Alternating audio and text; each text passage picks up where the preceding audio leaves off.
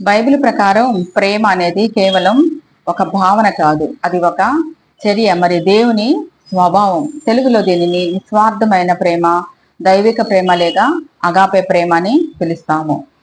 Bible ప్రకారం ప్రేమ యొక్క ముఖ్య లక్షణాలను, ముఖ్య అర్థాలను మనం తెలుసుకుందాం. కొన్ని. ప్రేమ నిస్వార్థమైనది. ప్రేమ అంటే అవతలి వ్యక్తి నుండి ప్రతిఫలాన్ని ఆశించకుండా ఎదుటి వ్యక్తి క్షేమాన్ని, సంక్షేమాన్ని కోరుకోవడమే ప్రేమ. తర్వాత దేవుడే ప్రేమ, గాడ్ ఈజ్ లవ్. యోహాన్ రాసిన మొదటి పత్రిక 4:8 ప్రకారం దేవుడు ప్రేమ స్వరూపి అని రాయబడి ఉంటుంది. ఆయన ప్రేమ శాశ్వతమైనది, ఆయన స్వరూపమే ప్రేమ. తర్వాత ప్రేమ త్యాగపూరితమైనది, సాక్రిఫిషియల్ లవ్. తన ఏకైక కుమారుడైనటువంటి యేసుక్రీస్తును ఈ లోకానికి పంపి పాపులమైన మన కొరకు సిలువపై ప్రాణం పెట్టడం ద్వారా దేవుడు తన ప్రేమను నిరూపించుకున్నాడు, వ్యక్తపరిచాడు. యోహాను సువార్త 3 ప్రకారము 3:16లో రాయబడి ఉంటుంది కదా. దేవుడు ప్రేమ స్వరూపి, ఆయన స్వరూపమే ప్రేమ, ఆయన మూర్తిమత్వమే ప్రేమ.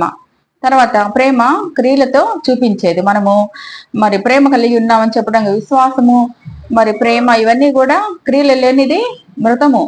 మనము ప్రేమ కలిగి ఉన్నామంటే మన క్రియల ద్వారా ప్రేమను చూపించాలి. ఏ విధంగా ప్రేమను చూపించాలి? మన క్రియల ద్వారా. ఒకరితో నీకు చలి వేస్తుందంట, అయ్యా వెళ్ళి చలి కాసుకోపోతే ఇప్పుడు గప్పుకొని పడుకో అంటే అది కాదు. అతను చలిగా ఉన్నాడు, చలితో బాధపడుతున్నాడు అన్నప్పుడు మనము అతనికి ఒక దుప్పటి కప్పి అతని చలి నుండి అతని ప్రాణాన్ని, అతని శరీరాన్ని కాపాడటం అది ప్రేమ. క్రియలు లేని ప్రేమ కాదు, క్రియలు కలిగినటువంటి, క్రియలతో చూపించేది ప్రేమ.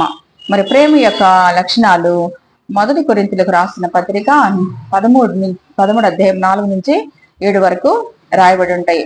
ప్రేమ దీర్ఘకాలము సహించును, దయ చూపించును, మత్సరపడదు, డంబముగా ప్రవర్తింపదు, స్వప్రయోజనమును విచారించుకొనదు, త్వరగా కోపపడదు. ముఖ్యమైన బైబిల్ వచనాలు కొరింథీయులకు రాసిన మొదటి పత్రిక 13 అధ్యాయము 13వ వచనము. కాగా విశ్వాసము, నిరీక్షణ, ప్రేమ ఈ 3ను నిలిచును, వీటిలో ప్రేమయే శాశ్వతమైనది.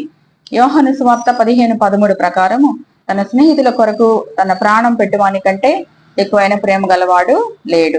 యోహాను సువార్త 13:36 ప్రకారం మీరు ఒకరినొకరు ప్రేమింపవలనని మీకు క్రొత్త ఆజ్ఞ ఇచ్చుచున్నాను, నేను మిమ్మల్ని ప్రేమించినట్టే మీరును ఒకరినొకరు ప్రేమింపవలను. సంక్షిప్తంగా బైబిల్ ప్రేమ అంటే ఎదుటివారి మంచిని కోరుతూ తమను తాము త్యాగము చేసుకోవడానికి సిద్ధపడే స్వచ్ఛమైన దైవిక ప్రేమ యొక్క గుణము.